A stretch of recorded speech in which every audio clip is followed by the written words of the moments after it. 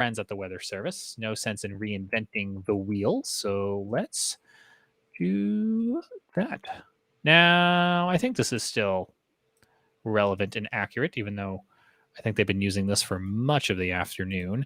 So upstate South Carolina, I mean, so Toccoa, I would say that's in Georgia, but like if you're kind of in Anderson, between now and 5 a.m. And then if you're in Greenville, Anderson again, Spartanburg, 4 and 8, Charlotte, 7 to 11. I would almost call that. And this is where I think some things have changed since this was published at 4:49 a.m. this morning.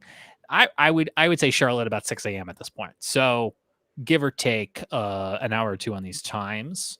But this is when the cold front, the squall line, will be coming through western North Carolina, upstate South Carolina, and don't want to exclude folks in other parts of the Carolinas, but your game is tomorrow. So Strom says he's going to go to sleep.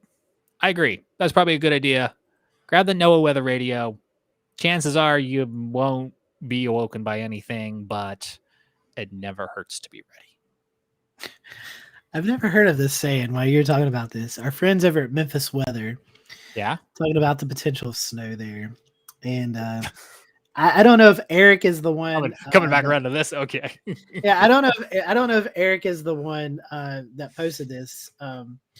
But he said, flush the ice cubes and say a prayer. We could get a light accumulation to exposed surfaces by tomorrow evening. So is that a saying? Flush the ice cubes to get snow? It sounds like one of those like myths. Like I've never heard of this. Sleep with a spoon under your pillow. I mean, we have a lot of myths about snowfall, right? In the Carolinas, like the furry worm thing and the like days of fog. That to me, flush an ice cube. Flush an ice cube with what? Down the toilet? Down the toilet. Don't worry, we're going to Google right now to see if there's any truth to this. Oh, well, here we go. Since we're just talking tonight, says, want a snow day from school? Try these superstitious tricks. First, flush an ice cube down the toilet. Some say it's best to flush as many cubes as snow days desired. Then put on your pajamas. 352. Turn your pajamas inside out and tuck a spoon under the pillow. These 3 steps make up a snow day superstition that many children and adults still cling to in hopes of a day home from school or work.